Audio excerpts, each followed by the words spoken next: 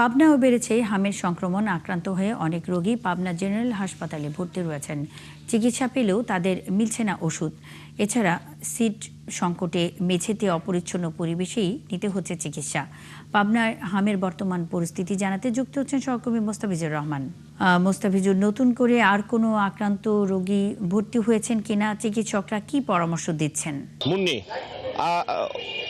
হামের hotspot হিসাবে যে সারা বাংলাদেশে বেশ পরিচিত হয়ে গেছে পাবনা অঞ্চলটা। আমি এখন পাবনা জেনারেল হসপিটালে ঠিক আইসোলেশন ওয়ার্ড যেটি করেছে তার সম্মুখে দাঁড়িয়ে আছে আর কি। পাবনাতে আজকের এই 24 ঘন্টায় 6 জন ভর্তি হয়েছে এবং 7 জন ছাড়পত্র নিয়েছে। সব মিলিয়ে এখন 26 জন, ছোট বড় মিলিয়ে 26 জন এই পাবনা জেনারেল হসপিটালে ভর্তি রয়েছেন। আমরা যদি একটু দেখাতে চাই যে এই আইসোলেশন ওয়ার্ডে যেটা একদম হসপিটালের প্রবেশ মুখের সামনে যেটা করা হয়েছে, এইখানে পুরুষদের জন্য করা হয়েছে, বিশেষ করে যারা প্রাপ্তবয়স্ক।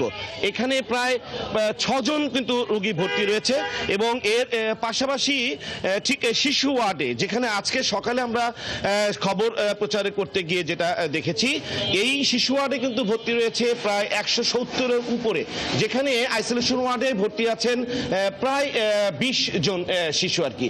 সব মিলিয়ে যেটা যে এইখানকার পরিবেশটা সুস্থ থাকলেও উপরের যে শিশু ওয়ার্ডে 38 সজ্জার বিপরীতে শিশু ওয়ার্ডে কিন্তু বেশ গাদাগাদি করে এবং বেশ বাজে একটি অবস্থা, নোংরা, দুর্গন্ধ, ওষুধের সরবরাহটা নেই বললেই চলে তারা বলছে। কিন্তু আমরা সিএস এর সঙ্গে কথা বলেছি, সিভিল সার্জন, জেলা সিভিল সার্জনের সাথে, তিনি যেটা জানিয়েছেন যে পাবনাতে কিন্তু এই যে হামের যে টিকা, যে ভাইরাসজনিত রোগ যেটা দ্রুত ছড়িয়ে পড়ছে বিশেষ করে শিশুদের মাঝে, সেই টিকার কিন্তু কোনো স্বল্পতা নেই বলে তিনি জানিয়েছেন।